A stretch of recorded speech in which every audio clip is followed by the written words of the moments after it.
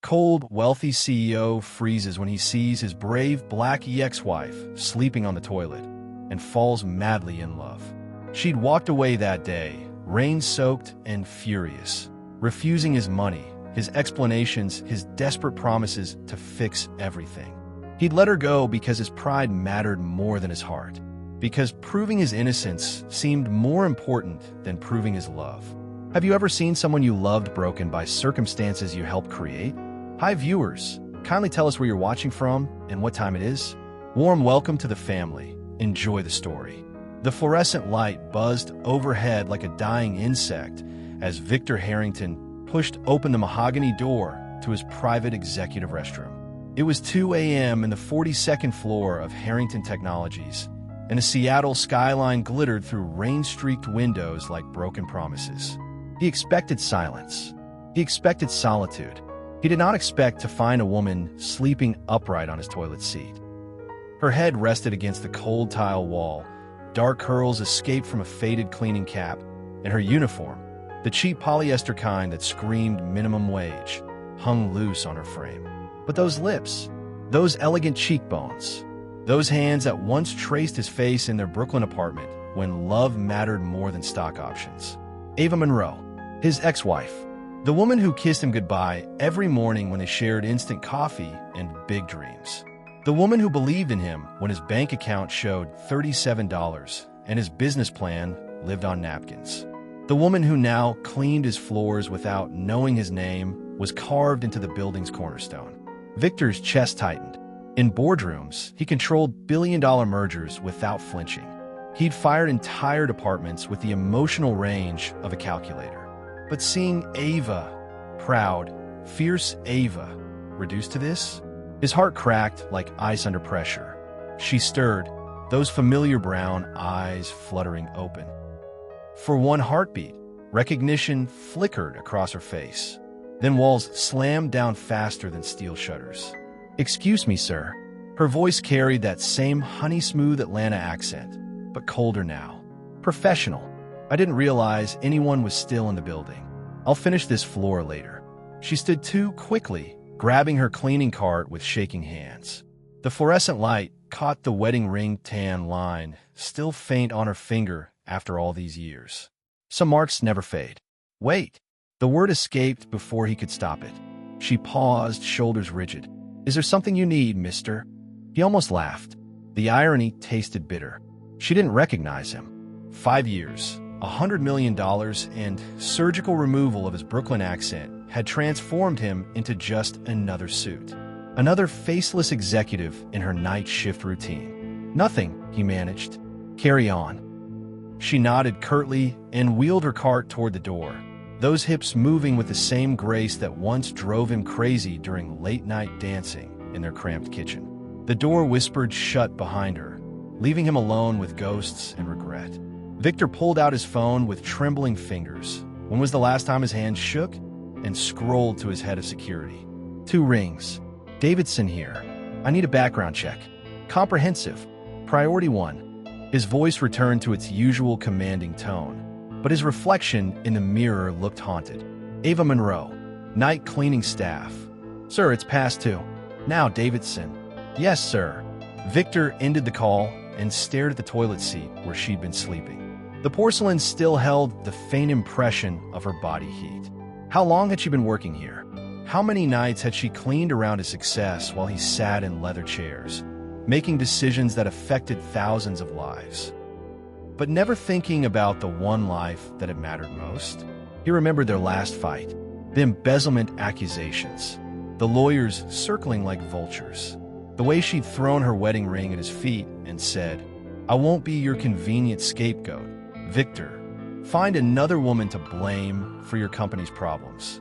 She'd walked away that day, rain-soaked and furious, refusing his money, his explanations, his desperate promises to fix everything. He'd let her go because his pride mattered more than his heart, because proving his innocence seemed more important than proving his love. His phone buzzed. A text from Davidson. "Preliminary results in your email." "Sir, you're going to want to sit down for this." Victor's blood ran cold. What had happened to Ava in the 5 years since their divorce? What had reduced the woman who once planned million-dollar events to sleeping on toilet seats during night shifts? He opened his laptop, hands hovering over the keyboard. Some doors, once opened, changed everything. Some truths shattered more than lies ever could. Have you ever seen someone you loved broken by circumstances you helped create? What would you do if you discovered your past decisions destroyed the person who mattered most? Drop a comment below, because what Victor finds in this report will change everything. The cursor blinked, waiting, like his heart had been waiting for 5 years. He clicked open. The report glowed on Victor's screen like evidence at a crime scene. Each line hit harder than the last. Subject: Ava Monroe, Nate Jackson, current employment. Nighttime custodial services, multiple locations, previous employment. Event planning, terminated due to embezzlement investigation, criminal record. Charges dropped, but professional reputation destroyed, current address. Studio apartment, Pioneer Square, rent. 6 months overdue. Next of kin, elderly mother in assisted living facility. Atlanta, Georgia. Victor's jaw clenched. The embezzlement case. His company's lawyers had pursued it with vicious efficiency, claiming Ava had stolen from client accounts during their marriage. He'd been in London, closing a deal that made him millions while his wife faced interrogation rooms and handcuffs. He scrolled further, and his blood froze. Let investigator notes. Evidence suggests frame-up. Original whistleblower, now deceased. Case file sealed by court order requested by Harrington Technologies legal team. His own company, his own lawyers. They destroyed Ava deliberately. Victor's phone rang. Davidson's name flashed on the screen. "Talk to me," Victor growled. "Sir, there's more. The cleaning company she works for? They don't know about her background. She's been using her maiden name, Jackson, for employment. She's working 4 different buildings 7 nights a week. 4 buildings? Gets off here at 6 a.m., starts at the Morrison Complex at 7. Then the financial district at noon, and residential high-rises until midnight. She's been doing this for 2 years straight. 2 years. While Victor sat in climate-controlled boardrooms, Ava scrubbed floors to survive. While he sipped $30 whiskey, she grabbed 3-hour naps on toilet seats between shifts. "One more thing, sir." Davidson's voice dropped. The assisted living facility in Atlanta? They called her 3 times last week. Payment overdue notices. If she doesn't come up with $8,000 by Friday, they're moving her mother to state care. Victor's chest tightened like a vice. Mrs. Jackson, the woman who'd welcomed him into her Atlanta home when Ava first brought him south to meet the family. The woman who defended their interracial relationship to church ladies and neighborhood gossips. The woman who'd called him son and meant it. Davidson, I want the name of every lawyer who worked that embezzlement case. Every investigator. Every person who signed off on those charges. Sir, that was 5 years ago. Every single name. Victor's voice could cut glass. And I want to know who gave the order to pursue it after I left for London. Someone wanted Ava destroyed, and it wasn't me. He ended the call and stared at the restroom door. Behind it, Ava was probably cleaning another floor, those graceful hands that once held his face now gripping industrial mop handles. Those lips that whispered, "I love you," in their tiny Brooklyn bed, now pressed tight with exhaustion and pride. The worst part? She had no idea the building belonged to him. No idea that the man whose toilet she'd slept on was the same man who'd promised to love her forever in a courthouse ceremony they couldn't afford. Victor pulled up his private banking app. $8,000 was pocket change. He could wire it to the Atlanta facility right now, anonymously. Mrs. Jackson would be safe, and Ava would never know. But that was the old Victor, the man who threw money at problems instead of facing them. The man who'd let pride in business consume the only real thing he'd ever had. His fingers hovered over the transfer button. One click, and Ava's mother would be safe. But Ava would still be here at 2 a.m., sleeping on toilet seats, cleaning up the mess his company's lawyers had made of her life. What would you do? Save someone you love anonymously, or face them with the truth that might destroy you both? Comment below, because Victor's next choice will determine if this story ends in redemption or revenge. The bathroom door opened. Ava wheeled her cart past his office, those tired eyes focused straight ahead. She didn't look up, didn't see him watching through the glass. But Victor saw everything. The exhaustion, the dignity, the strength that kept her moving when lesser people would have broken. He closed the laptop and made his decision. Victor waited until 5:47 a.m. when Ava's shift ended and the morning crew arrived. He watched from his office window as she emerged from the elevator, cleaning uniform replaced by jeans and a worn leather jacket that he recognized. The one he bought her for their second anniversary. Some things survive divorce. Some things endure. He took the elevator down 42 floors, each ding of the floor counter matching his heartbeat. The lobby sparkled under morning light, marble floors reflecting like mirrors. Floors Ava had scrubbed hours earlier. She stood at the bus stop across the street, shoulders hunched against Seattle's perpetual drizzle. Even from this distance, exhaustion radiated from her posture like heat from asphalt. Victor's phone buzzed. His driver. "Sir, the car is ready. I won't need it today, Marcus." He crossed the street, rain soaking through his $1,000 shirt. Ava didn't notice him approaching until his shadow fell across her feet. She looked up, recognition flickering like a candle in wind. The executive from last night. "Victor," he said quietly. "My name is Victor." Something shifted in her expression. A wall cracking. That's a common name. Not common enough. He sat beside her on the wet bench. Designer suit be damned. "Hello, Ava." The color drained from her face. For a moment, he thought she might run. Instead, she laughed, a sound sharp enough to cut. "Victor Harrington. Of course. Of course it's your building." She shook her head, rain droplets scattering from her curls. "How long have you known?" "Since last night.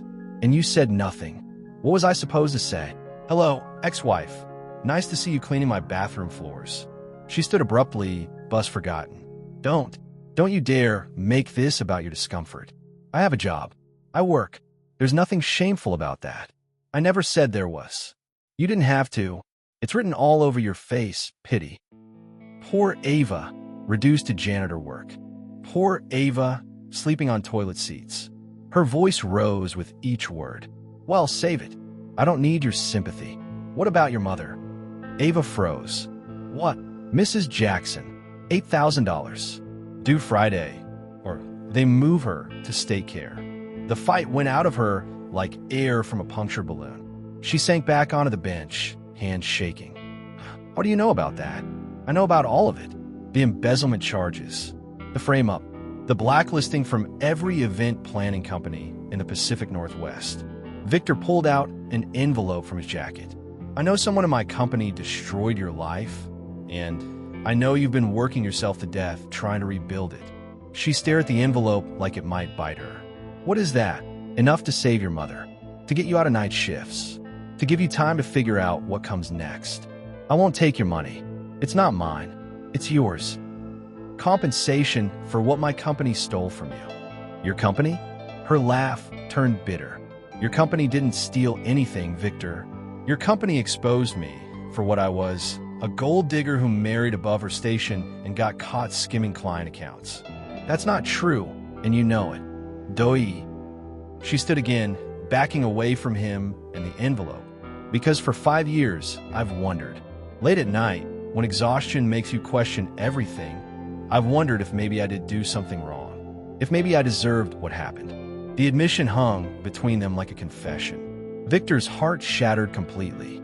"Ava, you were framed. Someone in my inner circle wanted you gone, and they used false evidence to destroy you. Prove it.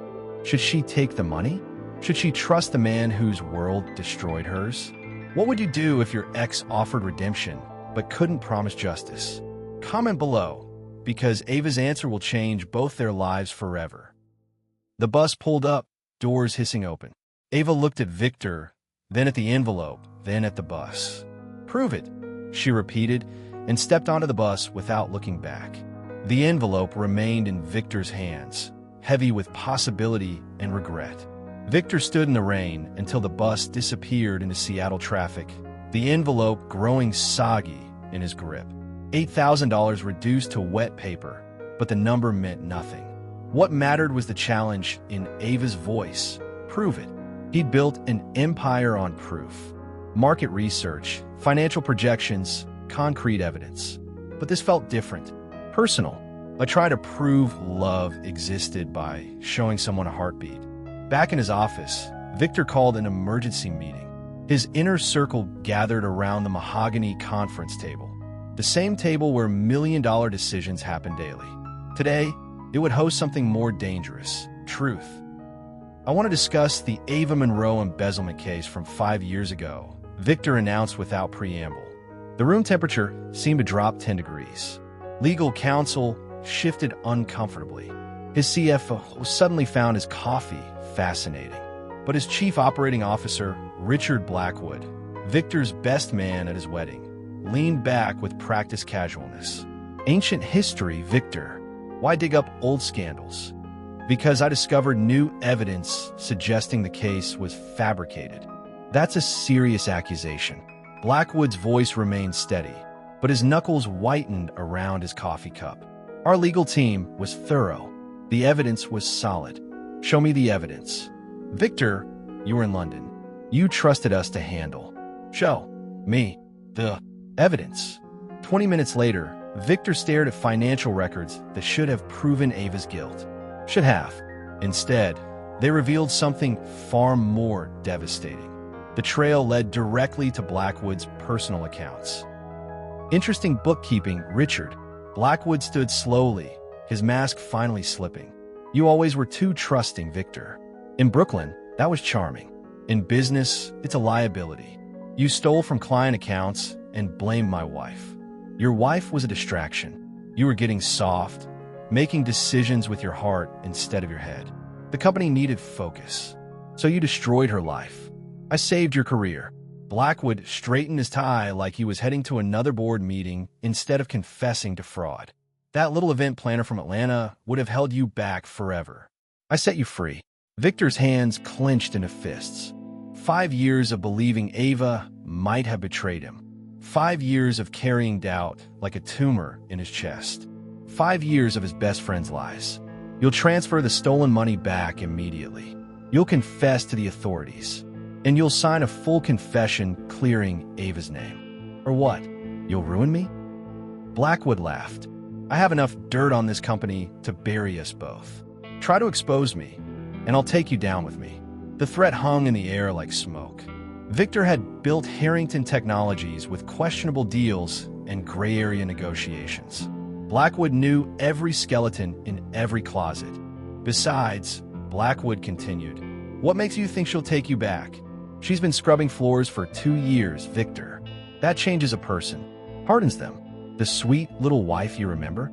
She's gone. Victor thought about Ava on the bench, rain-soaked and defiant, refusing his money with her chin raised like a queen, declining charity from peasants.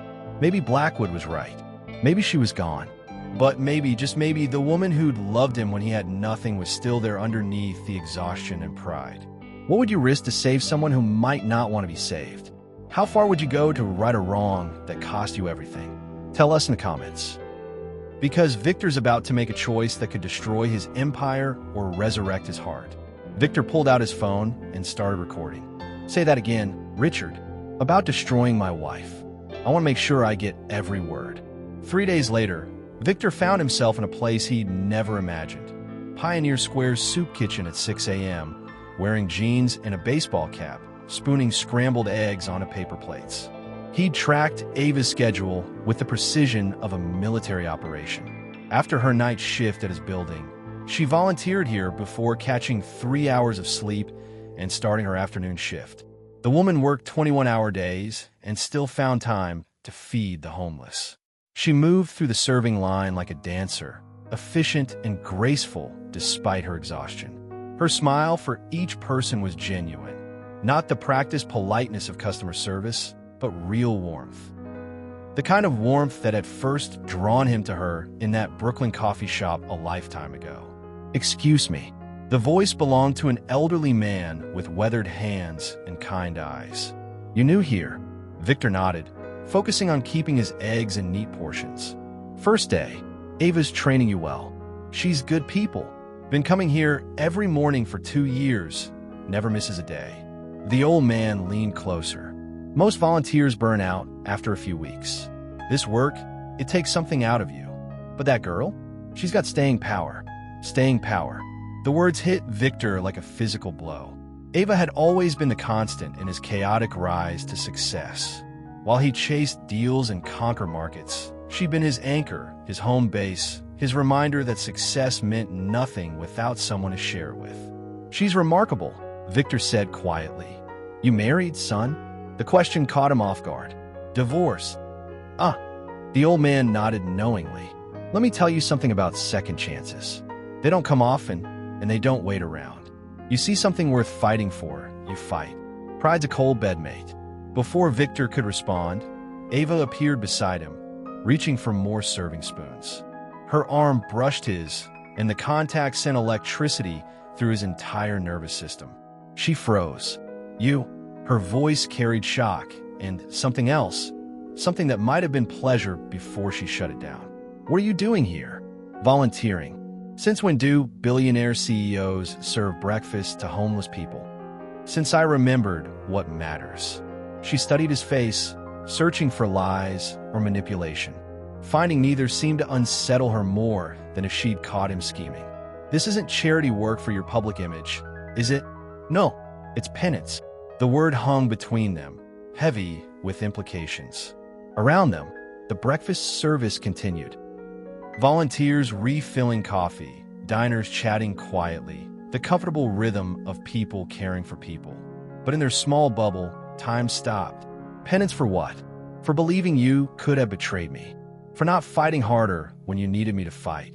For letting my best friend destroy your life while I was too busy conquering the world to notice.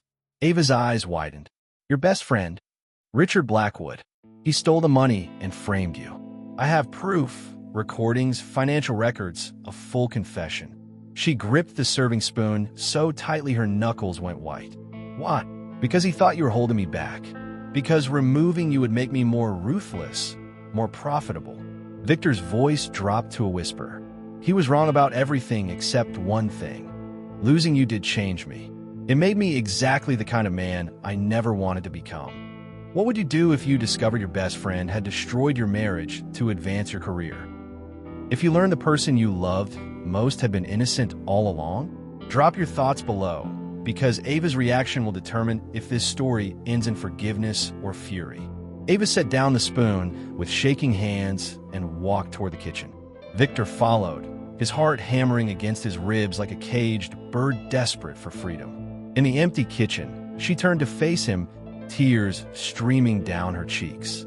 "I need to see the proof," she whispered. "I need to see everything."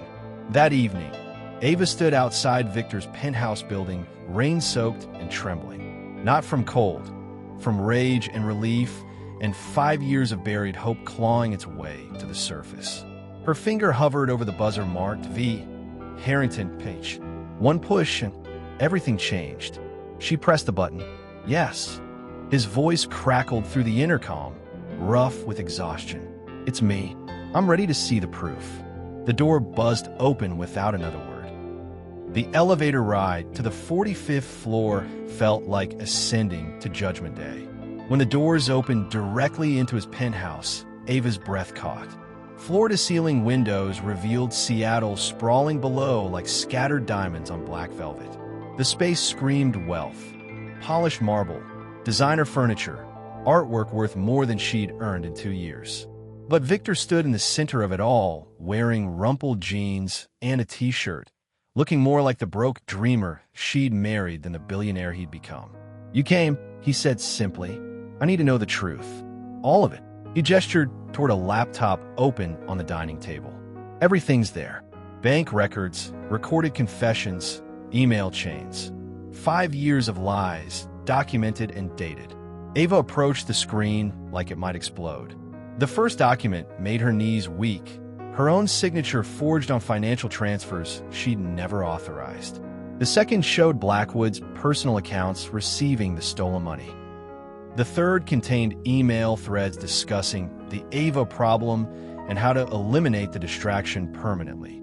"They call me a distraction," she whispered. "You were never a distraction. You were my conscience." My reminder that success without soul is just expensive emptiness. She scrolled through more evidence, her hands shaking with each revelation. 5 years of believing she might have been guilty of something. 5 years of wondering if she'd somehow deserved her professional destruction.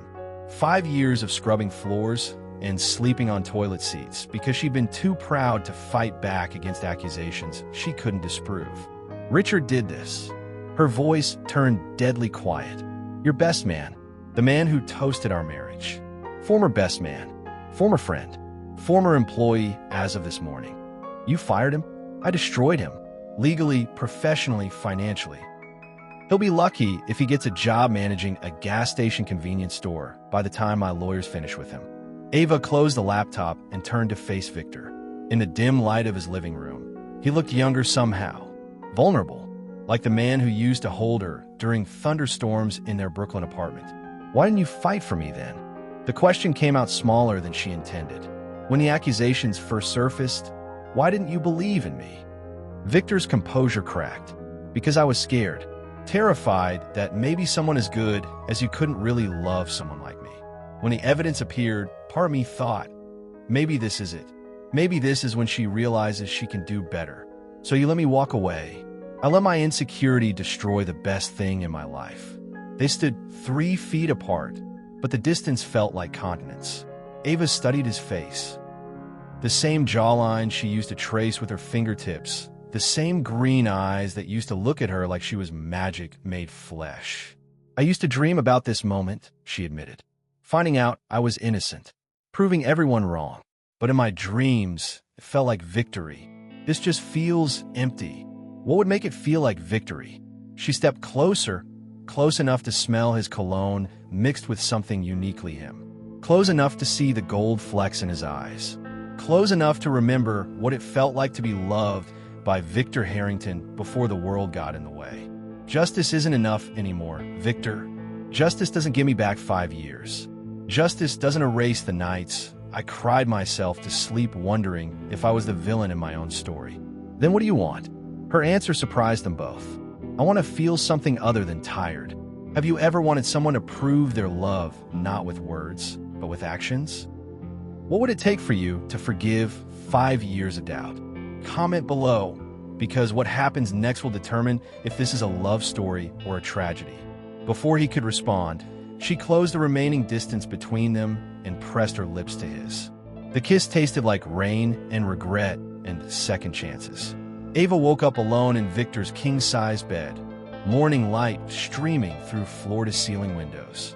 For a moment, she forgot where she was, forgot the emails, the confessions, the kiss that had led to hands exploring familiar territory with desperate hunger. Then she remembered everything. She'd given herself to him again, not just her body, though that had been spectacular, all heat and urgency and 5 years of suppressed longing. But something deeper, something that had taken years to rebuild after he'd let her walk away. The smell of coffee drifted from the kitchen. Victor appeared in the doorway, wearing only pajama pants, holding 2 mugs with hands that had relearned her body with devastating precision just hours before. Good morning. His voice carried uncertainty, like he expected her to regret everything in daylight. Maybe she should, maybe sleeping with her ex-husband, even an ex-husband who'd just proven her innocence, was exactly the kind of emotional chaos she'd spent 2 years avoiding. But looking at him now, sleep-rumpled and vulnerable, offering coffee like peace treaty, she felt something she hadn't experienced in half a decade. Hope. Morning. She accepted the mug, their fingers brushing. Even that small contact sent electricity through her nervous system. We should probably talk about last night. Should we? He sat on the edge of the bed, careful to maintain distance. Or should we just see where this goes? Victor, I can't just pretend the last 5 years didn't happen. I can't pretend that having proof of my innocence magically fixes everything between us. I'm not asking you to pretend anything. I'm asking if you think we're worth fighting for. Again, the question hung between them like a bridge neither was sure they should cross. Outside, Seattle morning traffic hummed 45 floors below. People heading to jobs, to lives, to futures that didn't require navigating the complicated terrain of love after betrayal. "I don't know how to trust you again," she admitted. "I don't know how to trust anyone again. Do you know what 5 years of people looking at you like you're a criminal does to your soul? Tell me." It makes you small, makes you question every decision, every instinct, every moment of happiness. Because if you were wrong about your own innocence, what else might you be wrong about? Victor set down his coffee and moved closer, his hand hovering over hers without quite touching. "What if we started over? Not pretending the past didn't happen, but building something new on top of it. Like what? Like partners. In business, in life, in whatever comes next. You were always the better half of this team, Ava. I got lost in success and forgot that success without you is just expensive loneliness." Before she could respond, her phone buzzed on the nightstand. The caller ID made her stomach drop. Atlanta General Hospital. "I have to take this," she answered with trembling fingers. "Hello, Ms. Monroe. This is Dr. Patterson at Atlanta General. I'm calling about your mother." The world tilted sideways. "What's wrong?" "She had a fall last night. She's stable, but we need to discuss her care immediately. Can you be here today?" Ava looked at Victor, who was already reaching for his own phone. "I'll be there," she said. "I'll catch the first flight out." She ended the call and started grabbing her clothes from the floor. "I have to go to Atlanta. My mother." "Our mother," Victor corrected quietly. "And we'll take my jet. It'll be faster. When crisis hits, do you lean on someone who hurt you before, or do you handle alone? What would you do if the person who broke your heart offered to help heal your family?" Share your thoughts, because Ava's choice will define their future. She paused, one arm in her shirt sleeve. "You don't have to." "Yes, I do. Mrs. Jackson called me son for 3 years. She defended our marriage to everyone who questioned it. She believed in us when we stopped believing in ourselves." Ava's throat tightened. "She still asks about you. Every time I visit, she asks if you're happy." "What do you tell her?" "That I hope you are." Victor stood and pulled her into his arms. "I haven't been happy in 5 years, Ava. Not until last night." The private jet cut through clouds at 35,000 feet while Ava stared out the window at America passing below. Beside her, Victor worked his laptop, making calls to ensure Mrs. Jackson received the best possible care at Atlanta General. "The cardiac specialist will meet us at the hospital," he said, closing the computer. "Dr. Martinez is flying in from Johns Hopkins specifically for your mother. You didn't have to do that. She raised the woman I love. It's the least I can do." The words hung in the recycled cabin air. Love, present tense. Not loved, past tense. Not a memory of what used to be. Love, active and current and dangerous. "Victor, I know it's complicated. I know a night doesn't erase 5 years. But I need you to know that what I feel for you never stopped.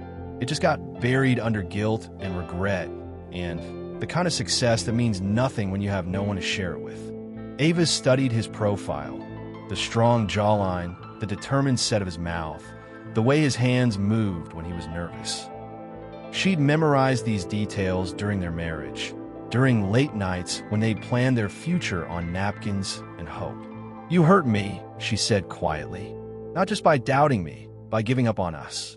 When things got hard, you chose your career over our marriage. I chose wrong. How do I know you won't choose wrong again? How do I know that when the next crisis hits, you won't decide I'm too much trouble?" Victor turned to face her fully, his green eyes intense. "Because I spent 5 years learning what life looks like without you.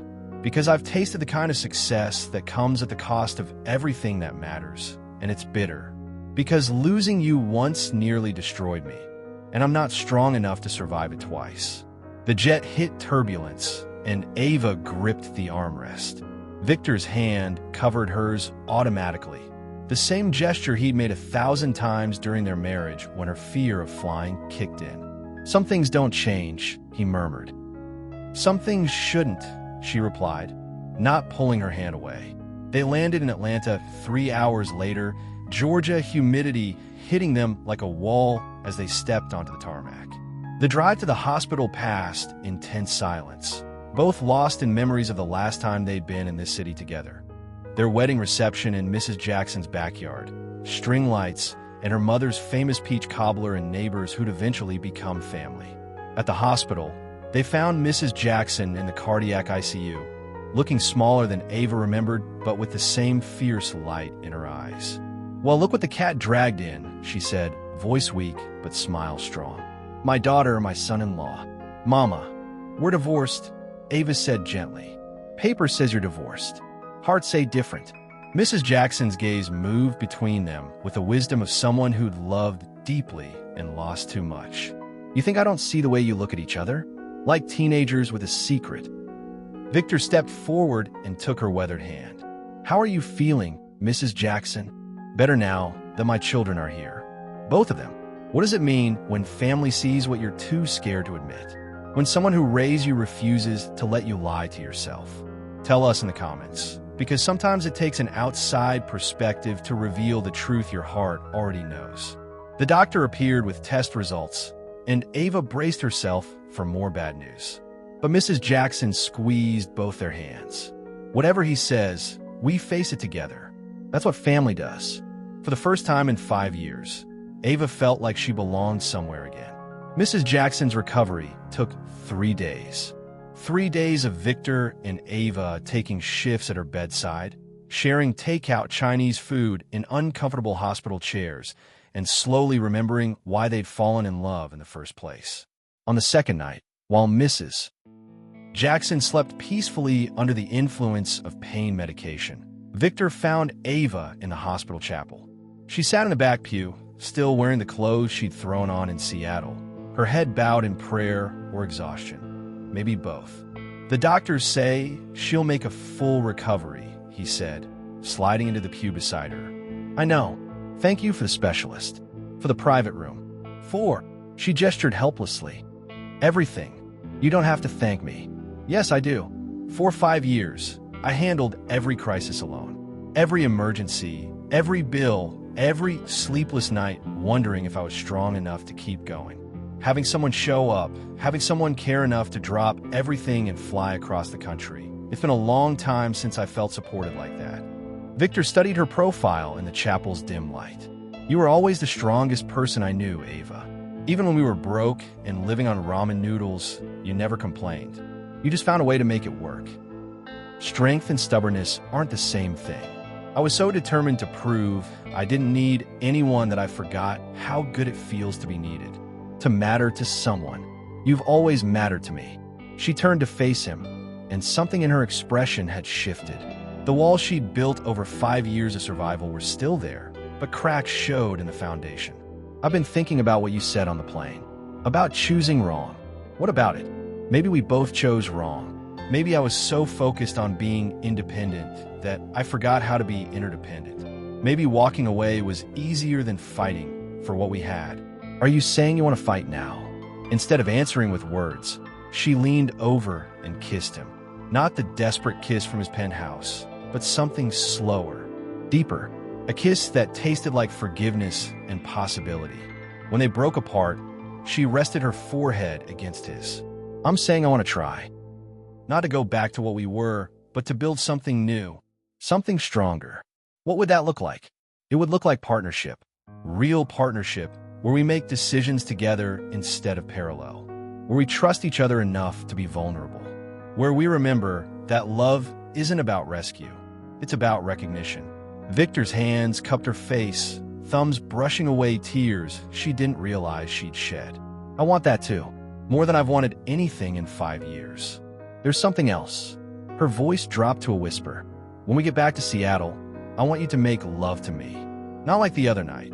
That was about desperation and old pain. I want you to love me like we have forever ahead of us." The chapel felt sacred around them, like their words were vows being witnessed by something greater than themselves. "Are you sure?" "I'm sure that I love you. I'm sure that what we had was worth fighting for, and what we could have is worth building toward. I'm sure that 5 years of sleeping alone taught me that some people are worth the risk of getting hurt again. When someone offers you their heart after you've broken it once, what do? When second chances come with no guarantees, do you take the leap? Share your thoughts, because some moments change everything, and this is one of them." Victor pulled her closer, breathing in the scent of her hair, feeling like he was holding his entire world in the space between his arms. "I love you too, Ava. I never stop. Then let's go home and figure out what comes next." 2 weeks later, Ava stood in the lobby of Harrington Technologies wearing a navy blazer and her mother's pearl earrings, watching Seattle's business elite filter through marble hallways. She'd been in this building dozens of times as a night cleaner, but entering through the front doors in daylight felt like crossing into another universe. "You ready for this?" Victor appeared beside her, looking every inch the powerful CEO in his tailored charcoal suit. But his eyes held the same uncertainty she felt. "Define ready." Today's board meeting would determine the fate of the Ava Monroe Foundation. Victor's proposal to create a nonprofit focused on helping people wrongfully accused of financial crimes rebuild their lives. The board didn't know Ava's personal connection to the cause. They just knew their CEO wanted to donate $50 million to launch something unprecedented. "They're going to ask hard questions," Victor warned as they entered the elevator. Some of them knew about the embezzlement case. "They might not be comfortable with you leading the foundation. Let them ask. I've got 5 years of answers." The boardroom fell silent when they entered. 12 faces turned toward them. A mix of curiosity, skepticism, and barely concealed surprise at seeing the woman who'd once been accused of stealing from their company now standing beside their CEO as an equal. "Ladies and gentlemen," Victor began, "I'd like you to meet Ava Monroe, who will be leading our newest initiative." Richard Blackwood's replacement, a sharp-eyed woman named Catherine Wells, leaned forward. "Ms. Monroe, your background shows a significant gap in employment. Can you explain that?" Ava had prepared for this moment, but hearing the question still sent adrenaline through her bloodstream. "I spent 2 years working multiple cleaning jobs while fighting to clear my name of false embezzlement charges. Charges that, as you now know, were fabricated by your former SOO to advance his own agenda." Uncomfortable shifting around the table. Papers rustled. Coffee cups found their way to lips with suspicious timing. "That must have been difficult," Wells continued. "How do we know you can handle the pressure of running a $50 million foundation? Because I've already handled worse pressure with far fewer resources. Because I know what it feels like to have your reputation destroyed by lies and your livelihood eliminated by gossip. Because I understand the population we're trying to serve in ways that someone who's never faced false accusations simply cannot." Victor watched the room's energy shift. Ava wasn't pleading her case. She was commanding respect through raw competency and lived experience. "The foundation will focus on 3 areas," Ava continued, clicking to her first presentation slide.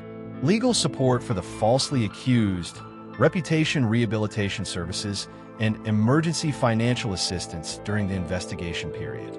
We'll partner with existing legal aid organizations and create a network of resources that doesn't currently exist." For the next 30 minutes, she fielded questions with the precision of someone who'd spent years thinking about these problems from every angle. When the presentation ended, the room buzzed with the kind of energy that indicated genuine interest rather than polite obligation. "Ms. Monroe," Wells said finally, "I have one more question." Ava braced herself. "When can you start? What happens when your greatest failure becomes your greatest strength? When the thing that broke you becomes the thing that helps you rebuild others?" Comment below, because sometimes our deepest wounds become our most powerful gifts. As the board members filed out, discussing implementation timelines and budget allocations, Victor pulled Ava aside. "You were incredible. I was terrified. You were both. That's what made it incredible." She smiled, and for the first time since that night in his penthouse bathroom, she felt like herself again. Not the woman who'd been falsely accused, not the woman who'd scrubbed floors to survive, but the woman who could transform pain into purpose. "So, Ms. Foundation Director," Victor said, "what's next on our agenda?" "Dinner, at my place, where you can help me celebrate properly." His eyes darkened with promise. "I like this agenda." 3 months later, Ava stood in the converted warehouse that would become the Ava Monroe Foundation headquarters, watching contractors install floor-to-ceiling windows that would flood the space with natural light. She'd insisted on transparency in everything: the building design, the foundation's operations, even her relationship with Victor. "The community meeting is tonight," Victor said, appearing beside her with 2 coffee cups and paint samples. "Are you nervous?" Terrified, she accepted the coffee, inhaling the familiar comfort of caffeine and possibility. "It's one thing to present to your board of millionaires. It's another to face people from my old neighborhood and explain why the CEO's ex-wife should be trusted with their problems." The community center in Pioneer Square was packed that evening. Faces Ava recognized from her cleaning days filled folding chairs, single mothers juggling multiple jobs, elderly folks on fixed incomes, young men trying to escape the cycle of poverty and poor choices. People who knew what it meant to be judged before being heard. "Good evening, everyone." Ava's voice carried across the room without a microphone. Years of serving breakfast to crowds had taught her how to project authority and warmth simultaneously. "My name is Ava Monroe, and 5 years ago, I was sitting in chairs just like yours, wondering if anyone with power would ever care about people like us." A woman in the front row raised her hand. "Aren't you married to that rich guy? The one with the big building downtown?" Murmurs rippled through the crowd. Ava had expected this question. Dreaded it, but expected it. "I was married to Victor Harrington. We divorced 5 years ago when I was falsely accused of embezzlement. I spent 2 years cleaning office buildings at night, including his, while fighting to clear my name and keep my mother in decent care." The room fell silent. "I'm telling you this because I want you to understand. I know what it feels like to have people assume the worst about you based on circumstances beyond your control. I know what it's like to work 3 jobs and still not have enough money for emergencies. I know what it's like to fall asleep in bathroom stalls because you can't afford to miss a shift." An older man in the back called out, "So why should we trust you now? You got your rich husband back. Problem solved for you." "Because my problems weren't solved by getting Victor back.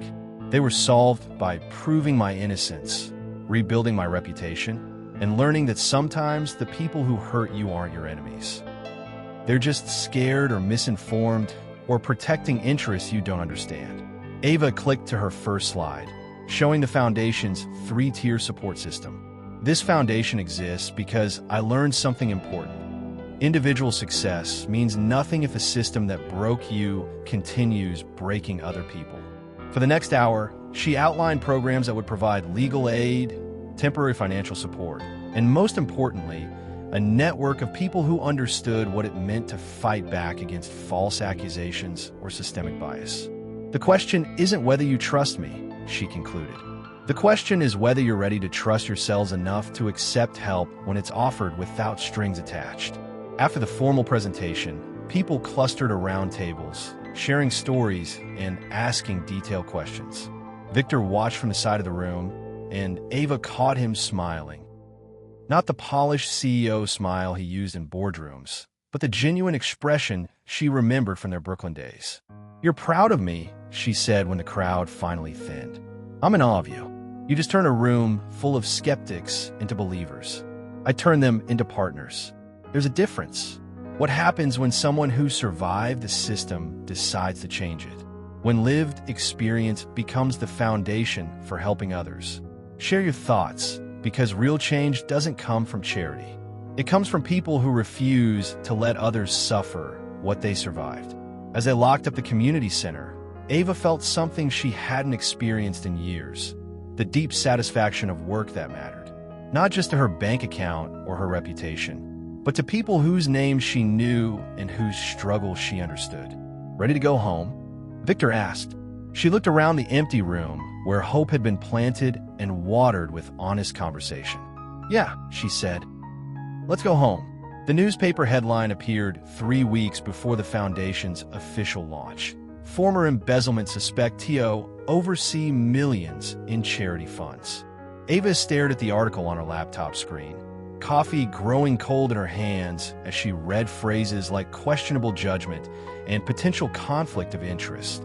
The journalist had dug deep, interviewing former colleagues who remembered the scandal but not the resolution, finding board members willing to speak anonymously about their concerns. "Don't read the comments," Victor warned. appearing behind her with fresh coffee and grim determination. Online comment sections are where logic goes to die. Too late.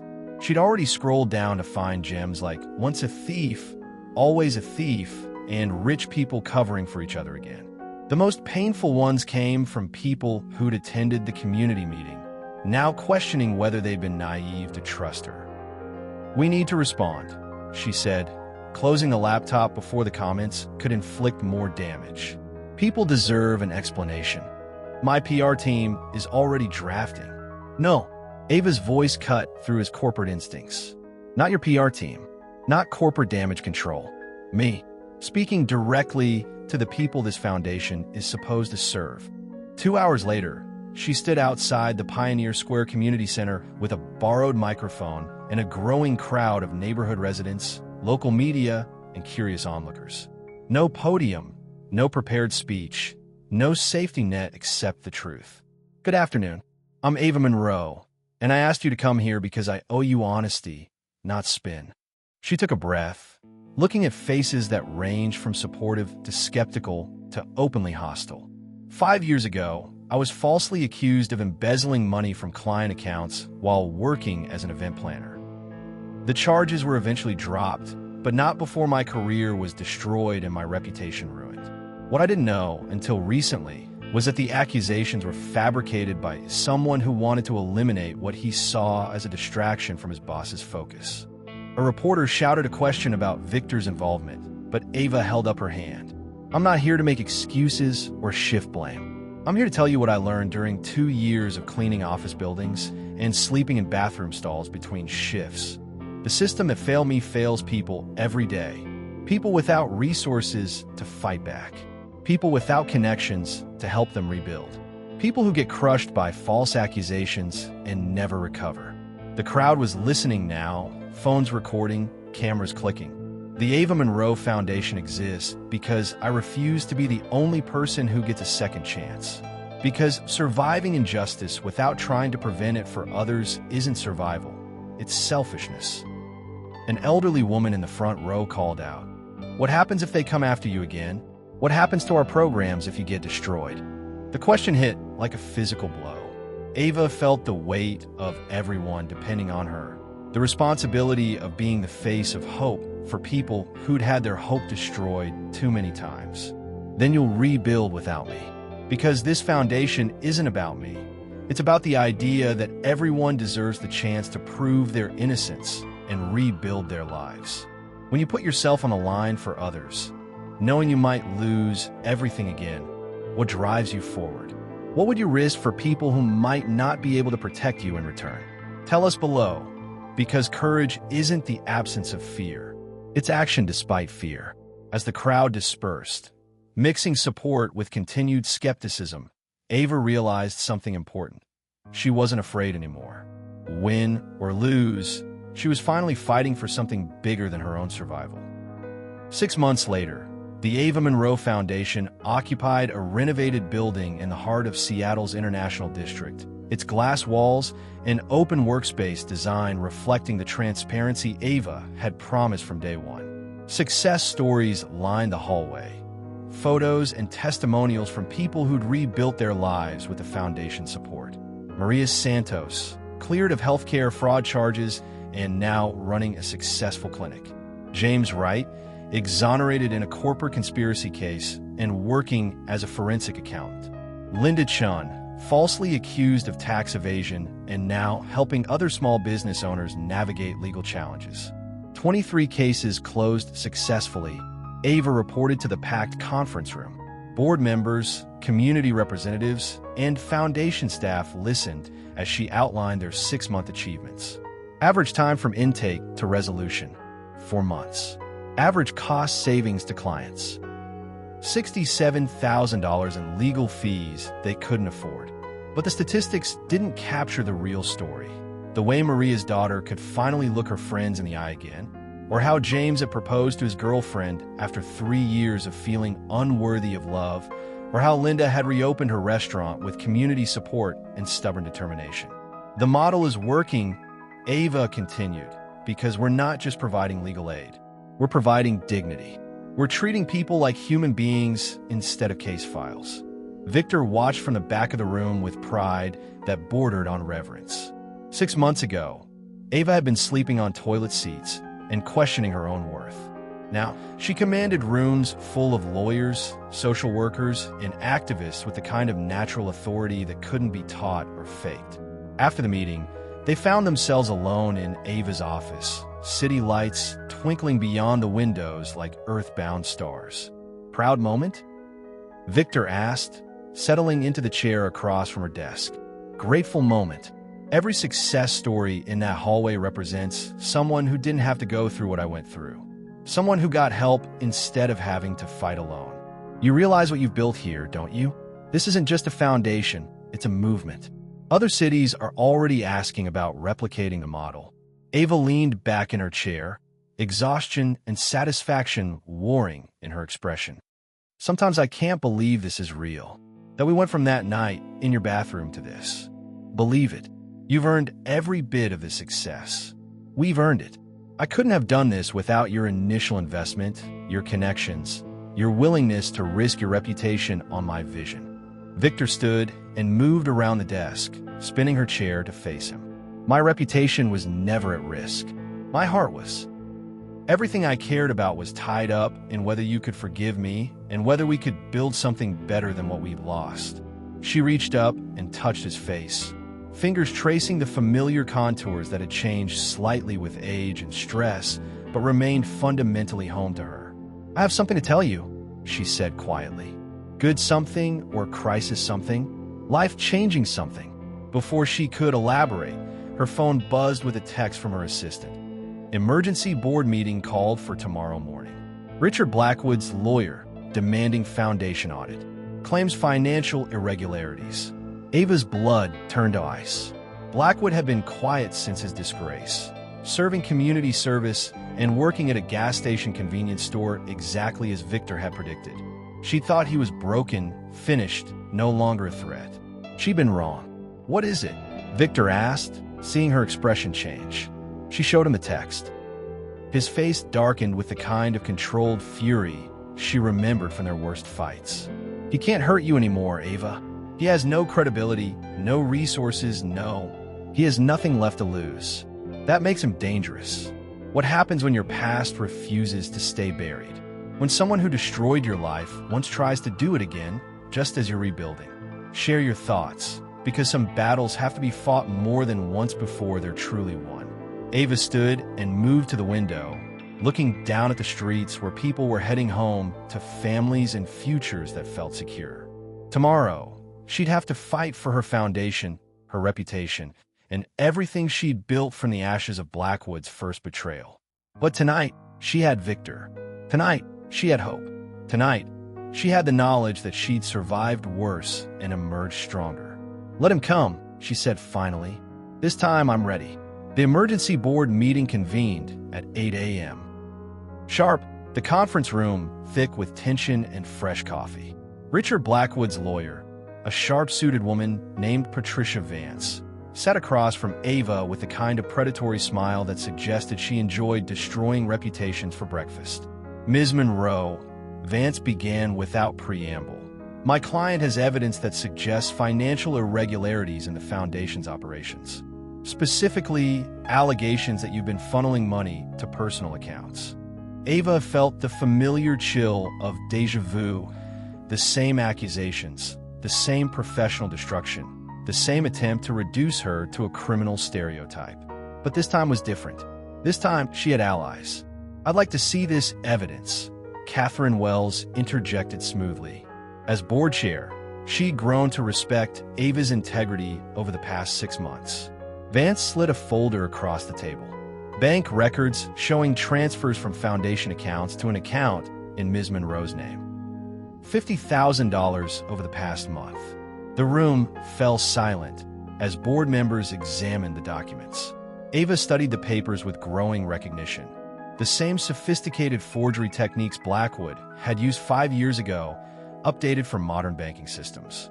These records are fabricated, she said calmly. The account number listed here was closed 3 years ago. The routing number belongs to a bank that doesn't exist in Washington state. That's a serious accusation, Vance replied. Are you suggesting my client forged federal banking documents? I'm stating it as fact. Richard Blackwood is using the same playbook he used to frame me 5 years ago. Sophisticated document forgery designed to destroy my credibility at the moment when I'm most successful. Victor leaned forward, his voice deadly quiet. Ms. Vance, are you aware that your client is currently on probation for embezzlement and fraud? Are you aware that he's violated the terms of his restraining order by investigating Ms. Monroe's financial activities? The lawyer's confidence flickered. My client has every right to. Your client has the right to remain silent. Detective Sarah Martinez interrupted, entering the conference room with 2 uniformed officers. Richard Blackwood, you're under arrest for violation of probation, stalking, and attempted fraud. Through the conference room windows, they could see Blackwood being led away in handcuffs from the building's lobby. His face, once smugly confident, now showed the hollow desperation of a man who'd gambled everything on one last play and lost. How did you know? Ava asked Victor quietly while the board members buzzed with relief and vindication. I've been monitoring his activities since the day I fired him. The moment he started digging into foundation records, Detective Martinez and I began documenting everything for a harassment case. You've been protecting me. I've been loving you. There's a difference. The board meeting officially cleared Ava of all accusations within 30 minutes, but she barely heard the formal exoneration. Her mind was on Victor's words, I've been loving you, as the room emptied, leaving them alone with the scattered evidence of Blackwood's failed scheme. Victor pulled a small velvet box from his jacket pocket. I had a different plan for this, he said, dropping to one knee beside her chair. Dinner at the Space Needle, champagne, a romantic speech about second chances and forever. When someone proves their love not with words, but with protection, not with promises, but with presence, how do you respond? What do you say when someone offers you forever after proving they'll fight for you? Share your thoughts, because some proposals aren't about romance. They're about partnership.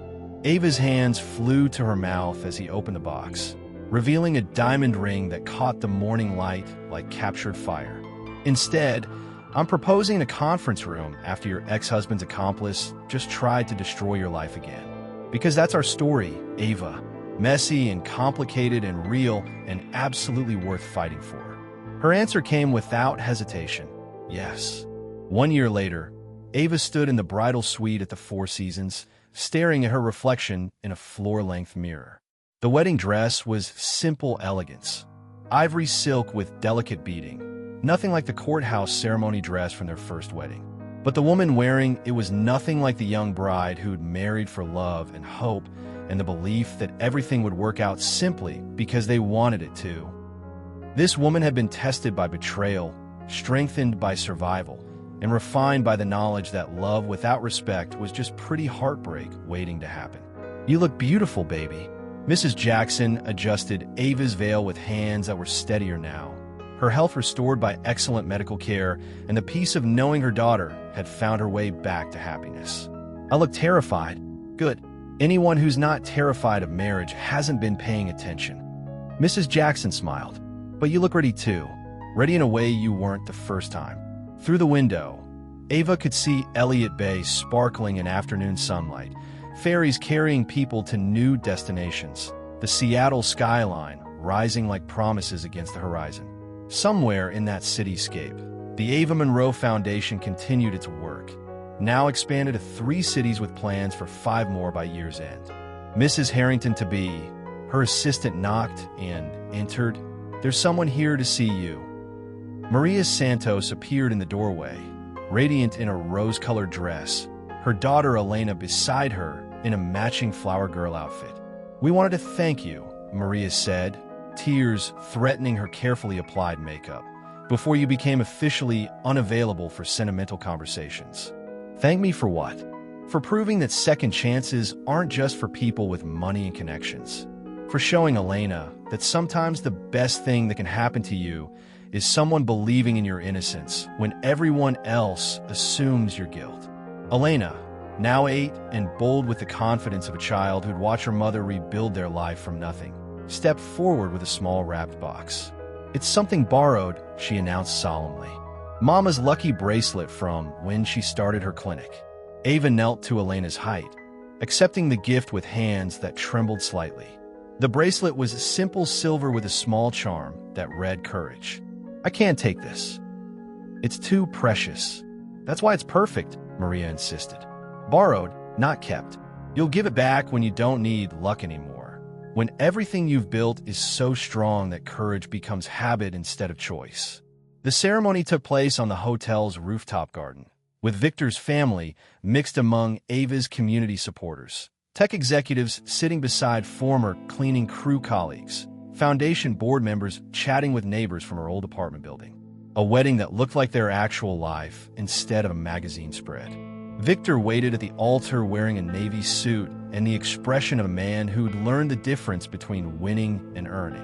When Ava appeared at the end of the aisle, his eyes filled with tears he didn't try to hide. "Dearly beloved," the officiant began, but Ava barely heard the traditional words. Her attention was on Victor's face, on the way he looked at her like she was both miracle and inevitability. Like losing her once had taught him exactly how precious finding her again truly was. When they reached the vows, Victor spoke first. "Ava, I promise to choose you every day, not just when choosing you is easy, but especially when it's hard. I promise to believe in your strength without trying to rescue you from challenges that will make you stronger. I promise to build with you instead of for you, to stand beside you instead of in front of you, and to love you not because you complete me, but because you inspire me to become complete on my own." Ava's voice was steady when she responded. "Victor, I promise to trust you with my vulnerability without making you responsible for my happiness. I promise to support your dreams without losing sight of my own. I promise to choose partnership over independence and interdependence over either selfishness or self-sacrifice.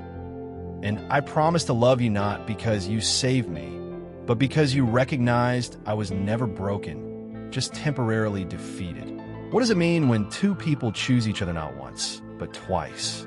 When love survives betrayal, separation, and the test of becoming better people individually before coming back together. Share your thoughts below, because some love stories aren't about finding your other half. They're about two whole people deciding to build something bigger than themselves. As they kissed to seal their vows, the Seattle skyline stretched out behind them like a promise of all the tomorrows they'd face together.